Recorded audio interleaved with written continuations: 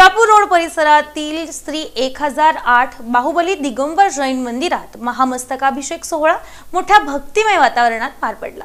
Vijapur road परिसरातील भगवान आदिनाथ, भगवान मुनी सुव्रतनाथ, भगवान पार्श्वनाथ आणि भगवान बाहुबली स्वामींच्या परमपावन सातिशय महामूर्तीचा 21वा महामस्तकाभिषेक आणि वार्षिकोत्सव सोहळा धार्मिक वातावरणात विविध मांगलिक कार्यक्रमांनी उत्साही वातावरणात पार पडला। पंढरपूरच्या लीज आणि राजेश होरा यांच्या हस्ते ध्वजारोहण, ॲडव्होकेट साधना आणि प्रकर्ष संघवे यांच्या हस्ते मंडप उद्घाटन, कीर्ती आणि दिलीप काक्रंबे पुणे यांच्या हस्ते भगवान बाहुबलीच्या फोटोचं अनावरण, सविता आणि संजय बिडवई यांच्या हस्ते दीपप्रज्वलन झाल्यानंतर मान्यवरांचा सत्कार करण्यात आला। त्यानंतर मानाचा शाश्वत महामस्तकाभिषेक सोहळा ज्योती आणि सुधीर पंडित परिवाराच्या वतीनं होऊन महाशांती मंत्राचं पठण करण्यात आलं।